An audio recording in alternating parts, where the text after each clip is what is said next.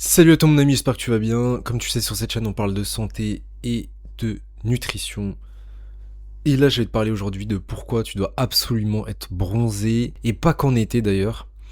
Je vais te parler des bénéfices de la mélanine, ce pigment là qui est responsable du changement de couleur de ta peau quand tu bronzes, mais aussi du protocole qui va te permettre de bronzer même si t'es blanc, comme un cul. Tu peux bronzer. Et je vais te donner quelques clés pour ne pas que tu galères à bronzer, que tu chopes des milliers de coups de soleil. On va voir ça dans cette vidéo.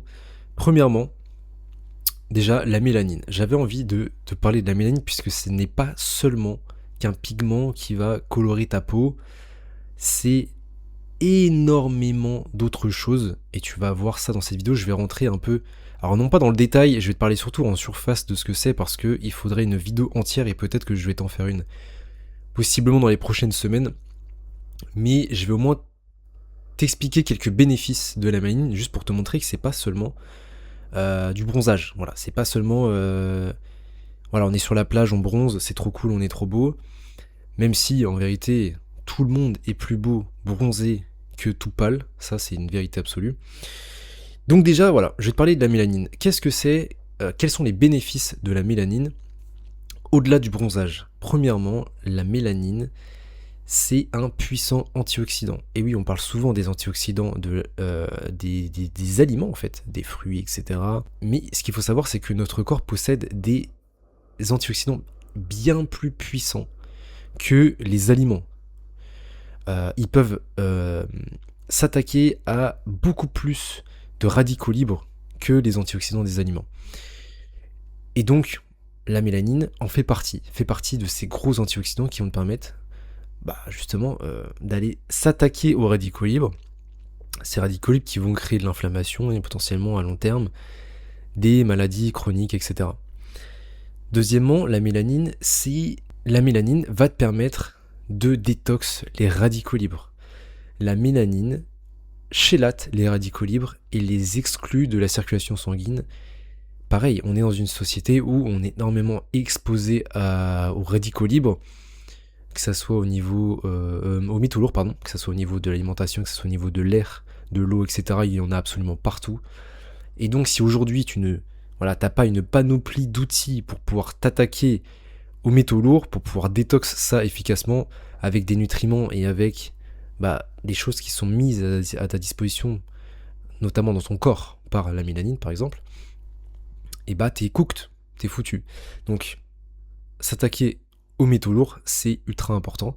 Et la mélanine te permet justement ça. Et troisième point, il y en a encore énormément d'autres, mais je vais m'en tenir que pour ces 3 points-là, puisque c'est pour moi peut-être pas forcément les plus importants, mais en tout cas c'est ceux que j'avais envie d'aborder dans cette vidéo. C'est ce qui va te permettre d'absorber beaucoup plus d'énergie solaire. C'est ce qui va te permettre de pouvoir transformer la lumière que tu reçois sur ton corps en énergie. La mélanine te permet de transformer la lumière ultraviolet qui rentre en contact avec ta peau en électrons. Et ça, c'est incroyable. Donc, plus tu es bronzé, plus tu as de la mélanine, plus tu vas pouvoir transformer cette lumière en énergie. Ça, c'est primordial. Maintenant, je vais te parler des problèmes, du problème que je vois chez, entre guillemets, monsieur tout le monde, dans son lifestyle et qui les empêche de construire leur mélanine de manière efficace, sans brûler, etc. Petit disclaimer, c'est pas grave, entre guillemets, c'est pas dramatique si tu as un coup de soleil. Dans le sens où le coup de soleil, si tu veux, c'est une indication que, entre guillemets, t'as dépassé la limite que ton corps pouvait absorber. Dépasser voilà, la capacité d'absorption de lumière, avec notamment la puissance. C'est comme un muscle, quand tu vas à la salle, tu commences la salle avec un PD, avec... comment dire, si tu fais des dips, tu vas commencer pas forcément avec des dips lestés, tu vois. Là c'est pareil. Si tu arrives sous UV10 alors que t'es tout blanc et que t'es pas entraîné au soleil, c'est pareil, là, ta capacité, ta force, elle va être très limitée. Donc tu vas choper des coups de soleil. C'est comme la musculation, c'est totalement pareil. Et moi ça m'arrivait encore à la montagne de cramer, parce que notamment, je vais t'expliquer d'ailleurs pourquoi j'ai cramé. Et j'ai pas vraiment cramé d'ailleurs, j'étais bronzé à la limite d'être rouge, mais j'ai pas cramé, et je vais t'expliquer comment tu peux éviter ça d'ailleurs. Et je vais t'expliquer les erreurs que moi j'ai fait. Donc, les erreurs de Monsieur Tout-le-Monde dans son lifestyle, je vais t'expliquer. Monsieur Tout-le-Monde est enfermé sous lumière bleue et notamment ne s'expose pas à la lumière du soleil d'octobre à fin mai. On a toujours ce réflexe de se dire ok bon ben ça y est c'est l'été, je vais commencer à aller sur les plages, c'est normal, hein. Les gens commencent à aller sur les plages en été, on se met en maillot de bain etc, on s'expose enfin à la lumière du soleil l'été. Le problème c'est que d'octobre à fin mai, les gens ne s'exposent pas à la lumière du soleil. Quand je dis ne s'exposent pas, c'est tout le torse, si t'es une femme brassière, n'expose pas la majorité de leur corps à la lumière du soleil. Et pourtant ça c'est crucial. On a des personnes qui, en hiver, sont constamment sous lumière bleue toute la journée et ne voient même pas la lumière du soleil. C'est-à-dire qu'on a des jours qui sont beaucoup plus rétrécis. Donc on sort de chez nous, il fait encore nuit à 8h, et on rentre du boulot à 17h et il fait déjà nuit. Donc on ne voit même pas la lumière du soleil. Donc on a des personnes qui ne sont absolument pas exposées. Moi je vous le dis, je suis bronzé depuis mars. Et pourtant il y a eu de la pluie, beaucoup de pluie. Mars, c'est le moment où il y a les premiers UV qui arrivent, et donc c'est des moments où on va pouvoir commencer à construire son solar calus, c'est-à-dire son panneau solaire, voilà, sa résistance au soleil, où on va pouvoir convertir justement cette énergie, enfin cette lumière en énergie. Et la plupart des gens ne le font pas. Parce que soit il fait trop froid, parce que soit on n'est pas en été, donc on n'a pas ce réflexe de se dire ok bon bah, je vais me mettre torse nu en plein mars. Qui fait ça? Je suis le seul trou du cul à faire ça dans ma ville, et pourtant tout le monde devrait le faire. Donc ça c'est les gros pièges. C'est on va dire le comportement classique, c'est-à-dire on ne voit pas la lumière du soleil, on ne s'expose pas début printemps, fin hiver, ou même tout l'hiver d'ailleurs, on ne s'expose pas. Et on arrive l'été sans être préparé, on s'expose sous UV 6, 7, 8, de manière désordonnée, non progressive, et on se retrouve à cramer et on ne bronze pas, ou du moins on a beaucoup plus de mal à bronzer. Et vous allez voir qu'il y a d'autres éléments d'ailleurs qui vous empêchent de bronzer efficacement. Deuxième point, la manière dont on s'expose est aussi importante. La plupart des gens en été vont s'exposer l'après-midi. Les gens qui vont à la plage ou potentiellement qui juste se baladent ou quoi, vont s'exposer que l'après-midi ou fin de matinée. Mais le problème c'est quoi? Le problème c'est qu'on a déjà des UV qui sont très élevés. Dès midi on est déjà à des UV qui sont déjà à 6, 7. On l'a vu là récemment. Et qu'est-ce qu'il faut faire?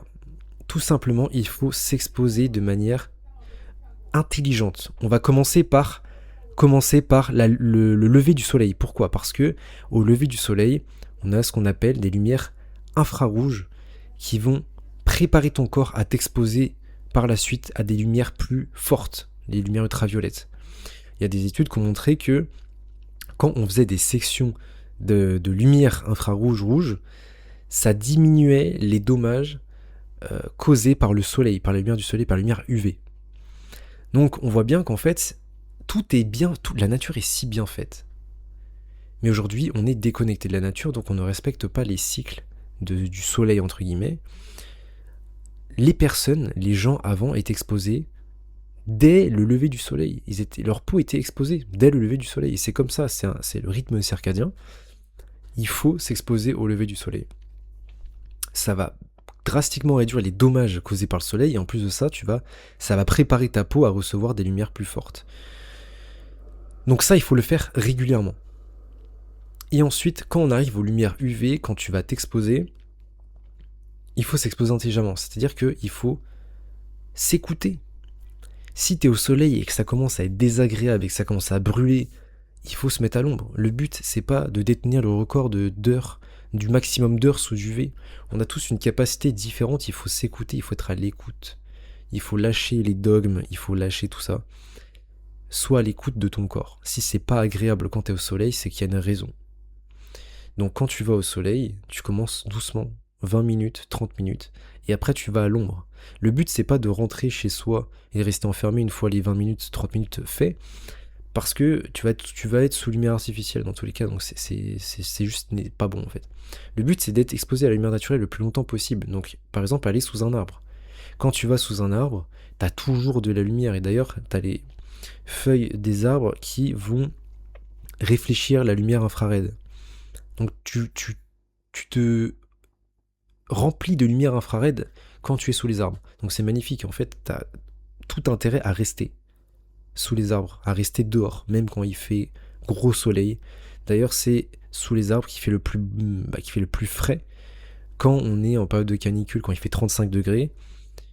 La canicule n'existe pas, les gars, quand vous êtes sous les arbres. Hein. Ça n'existe pas. Hein. Vous vous hydratez bien et vous vous mettez sous les arbres, il n'y a plus de canicule, c'est fini. Quand on dépasse les 40 degrés, c'est autre chose. Donc ça, c'est hyper important. La manière dont vous allez vous exposer, les heures, etc. Il faut absolument vous écouter. Donc comment bronzer dès mars? C'est même pas comment bronzer, parce que je viens de vous expliquer comment bronzer. C'est plutôt maintenant à quelle période commencer à bronzer, à s'exposer. Je vais arrêter de dire bronzer parce que ça fait très moderne, juste à s'exposer au soleil. Mais les gars, toute l'année, même l'hiver quand il fait 5 degrés, je suis à poil. Pourquoi? Parce que il fera toujours infiniment plus lumineux dehors que dedans sous lumière artificielle. Si vous téléchargez l'application My Circadian App, vous allez voir, vous avez un luxe meter. En fait, vous allez pouvoir mesurer les luxes qu'il y a à l'intérieur de chez vous et dehors. La différence, même l'hiver, est flagrante sous les nuages. Il fera infiniment plus lumineux dehors que dedans. Et donc du coup, vous allez forcément avoir plus d'énergie dehors que dedans. Même dans les jours nuageux, il est important de s'exposer. Donc, on commence toute l'année. En fait, on ne s'arrête pas. L'hiver, je peux comprendre que ça soit un peu moins fréquent, mais moi, je me mets à poil un peu moins fréquemment l'hiver, ce qui est normal. Des fois, on n'a juste pas envie, c'est pas très agréable. Mais dès qu'on est en mars, les gars, faut y aller. Ah, faut y aller, les gars. On a les premiers UV qui arrivent, UV2, UV3. C'est le moment où on a des faibles UV, où ça va être beaucoup plus simple pour toi de t'exposer à commencer à construire ton panneau solaire. C'est maintenant. C'est pas quand on arrive en juillet sous UV8 que tu vas construire ton Solar Calus. C'est fini, c'est trop tard. C'est trop tard, en vérité non, c'est pas trop tard, juste tu vas cramer, parce que ton corps il est pas prêt. Donc commencer progressivement, et justement, les saisons elles servent à ça, elles servent à commencer progressivement. Le printemps il est là pour... Voilà, on sort de l'hiver, les fleurs arrivent, et vous aussi vous êtes des fleurs, donc vous commencez à vous exposer dès le printemps, tranquillement, UV2, UV3, vous vous exposez au maximum, vous allez voir, vous allez bronzer, mais sans effort. C'est comme ça que j'ai fait, il n'y a pas besoin de faire plus. Sincèrement, je passe torse nu, je passe pas plus d'une heure dehors. Pas plus d'une heure. Et sans effort, ça bronze.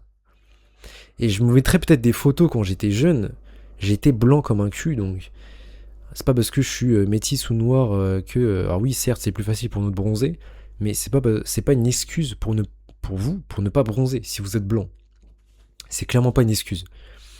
Donc, on s'expose dès le printemps. Fin hiver, printemps, et l'hiver, si vous pouvez, vous faites de l'exposition au froid. Ça va stimuler vos mitochondries, ça va leur permettre d'émettre beaucoup plus de lumière. Il faut vous exposer au froid, surtout si vous êtes blanc. Voilà, clairement. Donc ça c'est dit, maintenant on va parler de la diète très rapidement.